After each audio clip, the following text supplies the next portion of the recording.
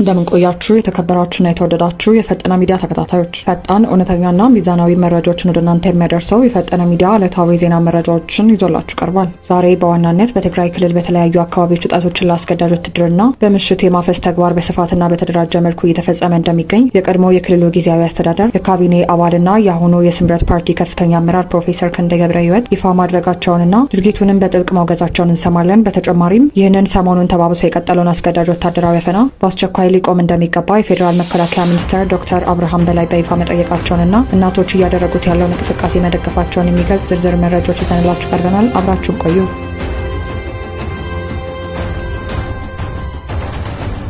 በትግራይ ክልል በተለያዩ አካባቢዎች ወጣቶችን ለአስገዳጅ ውትድርና በምሽት የማፈስ ተግባር በስፋትና በተደራጀ መልኩ እየተፈጸመ እንደሚገኝ የቀድሞ የትግራይ ጊዜያዊ አስተዳደር የካቢኔ አባልና የአሁኑ የስምረት ፓርቲ ከፍተኛ አመራር ፕሮፌሰር ክንደይ ገብረሕይወት ይፋ አደረጉ። ፕሮፌሰሩ በክልሉ እየታየ ያለውን ይህንን ድርጊት በጥብቅ ያወገዙ ሲሆን ይህ እብደት በአስቸኳይ ሊቆም ይገባል ሲሉ ለሚመለከታቸው አካላት ሁሉ የበረታ ጥሪያቸውን አስተላልፈዋል። ፕሮፌሰር ክንደይ ገብረሕይወት በማህበራዊ ትስስር ገጻቸው ባስተላለፉትና የዓይን እማኞችን እንዲሁም ተጨባጭ የቪዲዮ መረጃዎችን ዋቤ ባደረገ ይፋ መግለጫቸው በተለይም በታሪካዊቷ የአብይ አዲ ተንቤን ከተማ ወጣቶችን በምሽት ከየመኖሪያ ቤታቸውና ከየመንገዱ ለአስገዳጅ ውትድርና የማፈስ ተግባር በከፍተኛ ሁኔታ እየተፈጸመ እንደሚገኝ በግልጽ አመልክተዋል። እንደ ከፍተኛ አመራሩ ገለጻ ይህ በወጣቶች ላይ ብቻ ያነጣጠረውና ሰብአዊ መብትን በከፍተኛ ሁኔታ የሚጥስ አስገዳጅ ምልመላ በዚህ ከተማ ብቻ የተወሰነ አይደለም። ይልቁንም በአሁኑ ወቅት በክልሉ በሚገኙ በተለያዩ ዞኖች፣ ከተሞችና ገጠር ወረዳዎች ጭምር በተመሳሳይ መልክ በስፋት እየተተገበረ የሚገኝና የህዝቡን የዕለት ተዕለት ህይወት ለአደጋ ያጋለጠ አሳሳቢ ድርጊት መሆኑን በዝርዝር አጋልጠዋል። ከዚሁ የወጣቶች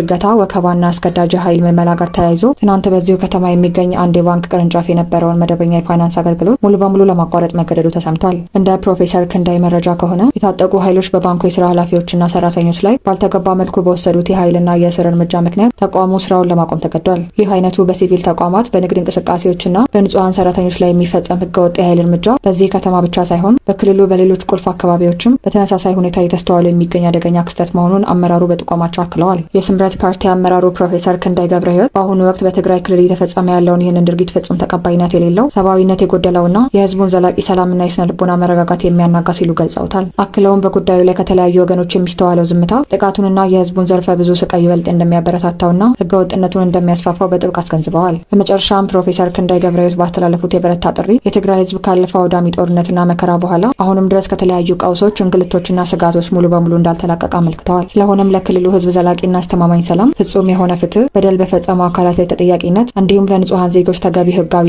ሰብአዊ ጥበቃ በአስቸኳይ ሊደረግላቸው እንደሚገባ በአጽንኦት አሳስበዋል። ይህ ካልሆነ ግን ክልሉ ወደ ሌላ የማይቀለበስ ማህበራዊና ሰብአዊ ቀውስ ውስጥ ሊገባ እንደሚችልም አመራሩ አስገንዝበዋል። ይህ በእንዲህ እንዳለ በትግራይ ክልል ሰሞኑን ተባብሶ የቀጠለውን ንጹሐንን ያነጣጠረ አስገዳጅ ወታደራዊ አፈና በአስቸኳይ ሊቆም እንደሚገባ ከፌዴራል መንግስት በኩልም ጠንከር ያለ ማሳሰቢያ ተሰጥቷል።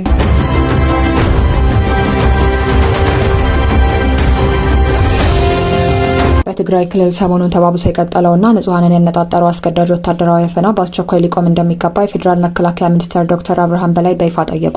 ሚኒስትሩ ባስተላለፉት መግለጫ በክልሉ እየተፈጸመ ያለውን ይህን አስገዳጅ ኃይል ምልመላ በጥብቅ ያወገዙ ሲሆን ድርጊቱን በመቃወም እናቶች እያደረጉት ያለው እንቅስቃሴ የሚበረታታ ነው ብለዋል። ዶክተር አብርሃም በላይ በይፋዊ የማህበራዊ ትስስር ገጻቸው ባስተላለፉት መልእክት በአሁኑ ወቅት በትግራይ ክልል በተለይም በዋና ከተማ መቀሌና በተለያዩ የክልሉ ከተሞች እናቶች ልጆቻችንን አትውሰዱብን በማለት ከፍተኛ አደባባይ የወጣ ተቃውሞ እያደረጉ እንደሚገኙና መንገድ እስከ መዝጋት የደረሰ እርምጃ እየወሰዱ መሆኑን በዝርዝር ገልጸዋል። ይህ የወላጆችና የእናቶች ቁጣና የተቃውሞ እርምጃ ፍጹም ትክክለኛና ሊበረታታ የሚገባው መሆኑን ሚኒስትሩ አጽንኦት ሰጥተውበታል። ሚኒስትሩ አክለውም ይህንን አስገዳጅ ወታደራዊ አፈናና የኃይል ምልመላ በንጹሐን ዜጎች ላይ እየፈጸሙ ያሉ አካላት ድርጊታቸውን በአስቸኳይ እንዲያቆሙ ጠይቀዋል። ከዚሁ ጋር ተያይዞ በቅርቡ በዶክተር ደብረጽዮን ገብረ ሚካኤል አማካኝነት የጸደቁትና የህዝቡን መብት የሚጋፉ ታፋኝ መመሪያዎች ሙሉ በሙሉ ሊወገዱና ሊሰረዙ እንደሚገባም በመልእክታቸው በግልጽ አመልክተዋል። ዶክተር አብርሃም በላይ በክልሉ የተጀመረውና ህገወጥ አፈናን የሚቃወመው ህዝባዊ እንቅስቃሴ ይበልጥ ተጠናክሮ እንዲቀጥል ጥሪ ያቀረቡ ሲሆን በተለይም የሀገር ውስጥና ዓለም አቀፍ የቪዲዮና የጽሁፍ ሚዲያ አካላት፣ በውጭ ሀገር የሚኖሩ የዲያስፖራ ማህበረሰብ አባላት፣ ወጣቶች እንዲሁም ተጽዕኖ ፈጣሪ ግለሰቦች ለዚህ ጉዳይ ትኩረት በመስጠት ተቋማቸውን አጠናክረው እንዲቀጥሉና ድምጽ እንዲሆኑ ጠይቀዋል። የመከላከያ ሚኒስትሩ በመግለጫቸው ባካተቱት መረጃ በአሁኑ ወቅት በክልሉ የሚገኙ በሚስጥራዊ ስፍራዎችና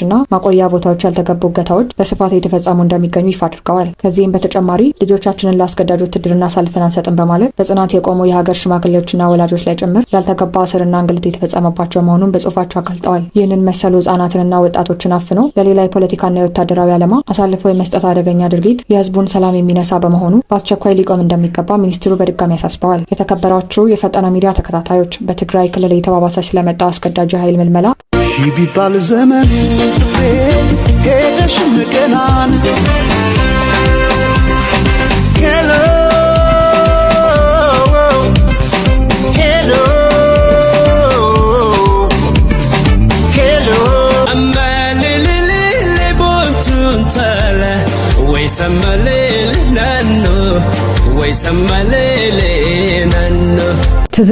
ትዝታ የጊዜን ድንበር ተሻግሮ ትናንትን ዛሬ ላይ የሚያቆም የነፍስ ስንቅ ነው። የቱንም ያህል ዘመን ቢነጉድ ትውልድ ቢቀየርና ዓለም በፈጣን እንቅስቃሴዋ ብትናወጥም በልባችን ማዕዘን ውስጥ ፈክተው የሚቀሩ ውብ ታሪኮች፣ ከትውልድ ወደ ትውልድ የሚሻገሩ የማይጠወልጉ ዜማዎችና የትናንትና ማንነታችን ሁሌም ሕያው ናቸው። ትዝታ የደረቅንበትን ምድር የምናረሰርስበት፣ ያሳለፍነውን ውብ የልጅነትና የወጣትነት ዘመን መለስ ብለን የምንዳስስበት የህይወታችን ትልቁ የታሪክ ማህደር ነው። ትዝታ ታሪክ የኖረበትንና ህዝብ የወደደውን ስራ ሁሉ ወደ እናንተ የምናደርስበት የትውልድ ድልድይ ነው። ትዝታ ኢንተርቴይንመንት የእርሶ መዝናኛ ነው።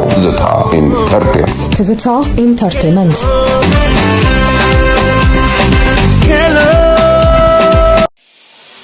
መግለጫዎችንና በወላጆች ዘንድ እየተደረገ ያለውን ተቋም የዳሰስንበት ዕለታዊ ዜና መረጃችን እነዚህን ይመስሉ ነበር። በየደቂቃው የሚወጡ አዳዲስና ትኩስ መረጃዎችን በፍጥነት ለማግኘት የፈጠነ ሚዲያን ሰብስክራይብ ማድረግ አትርሱ።